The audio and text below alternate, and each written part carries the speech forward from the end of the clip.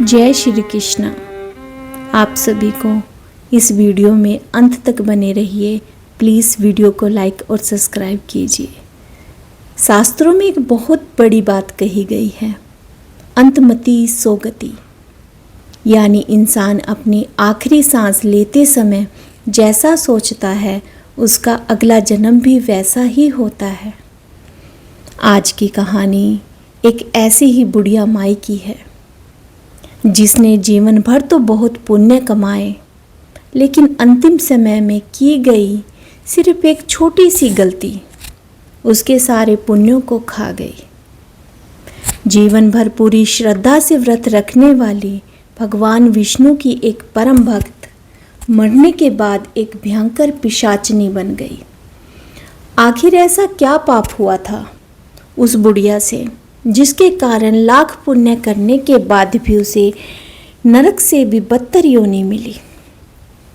आइए जानते हैं इस दिल दहला देने वाली एकादशी व्रत कथा में। बहुत समय पहले की बात है। एक गांव में एक बूढ़ी औरत रहती थी।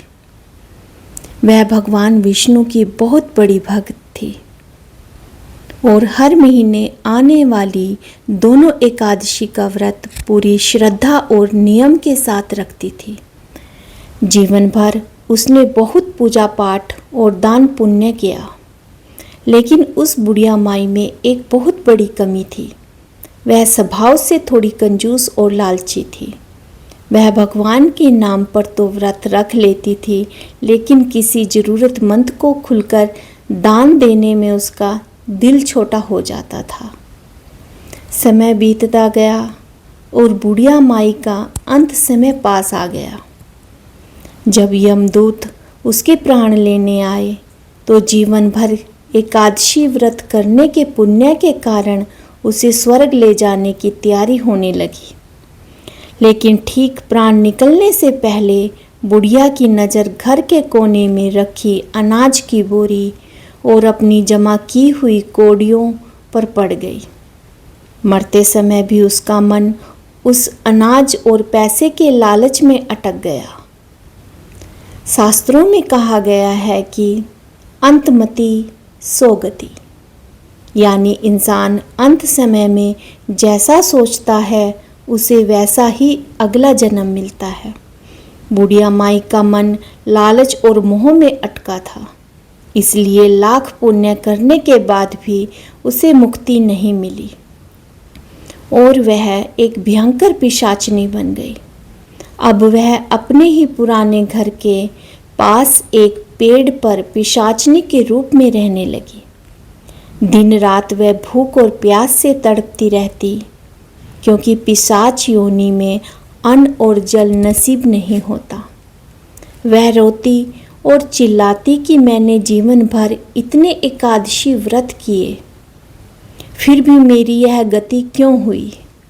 कुछ समय बाद उस बुढ़िया के बेटे और बहू ने उसकी आत्मा की शांति के लिए और इस संकट से मुक्ति पाने के लिए गांव के एक विद्वान पंडित जी को बुलाया। पंडित जी ने अपनी दिव्य दृष्टि से सब देख लिया और बताया, तुम्हारी माँ ने व्रत और पूजा तो की, लेकिन अंतिम समय में उसका मन लालच और मोह में फंस गया था। इसी लालच के कारण वे पिशाचनी बन गई। बेटे ने रोते हुए पूछा, पंडित जी, अब मेरी माँ का उद्धार कैसे होगा?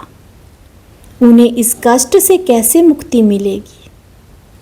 पंडित जी ने उपाय बताते हुए कहा, अब केवल एक ही रास्ता है।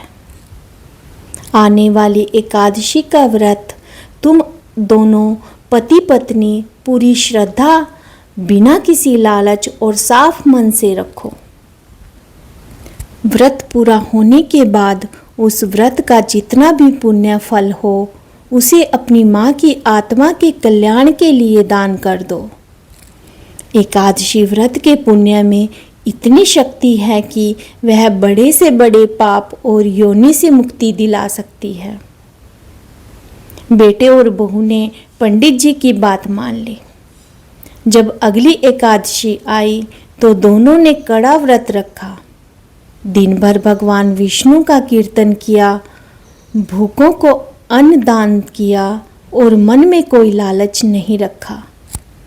अगले दिन द्वादशी को पारण करते समय बेटे ने हाथ में जल लिया और भगवान विष्णु को साक्षी मानकर कहा, हे प्रभु, हमारे इस एकादशी व्रत का जो भी पुण्य है वह मेरी माँ को मिल जाए और उन्हें इस कष्टदायी पिशाच योनि से मुक्ति मिले। जैसे ही बेटे ने पुण्य का दान किया, एक चमत्कार हुआ। आकाश से एक बहुत सुंदर विमान उतरा। वह भयानक पिशाच ने अचानक एक दिव्य और चमत्कार देवी के रूप में बदल गई। बुढ़िया की आत्मा को मुक्ति मिल चुकी थी। विमान में बैठने से पहले बुढ़िया ने अपने बेटे बहू को आशीर्वाद दिया और रोते हुए कहा, बच्चों, कभी भी जीवन में लालच मत करना। लालच इंसान के सारे पुण्यों को नष्ट कर देता है। भगवान की भक्ति हमेशा साफ मन से करनी चाहिए। ऐसा कहकर वह बुढ़िया माई बैकुंठ धाम को चली गई।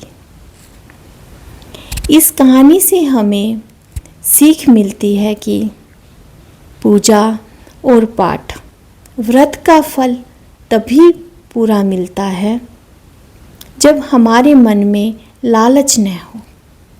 इंसान को अपने आखिरी समय में सब कुछ छोड़कर सिर्फ भगवान के नाम का ध्यान करना चाहिए।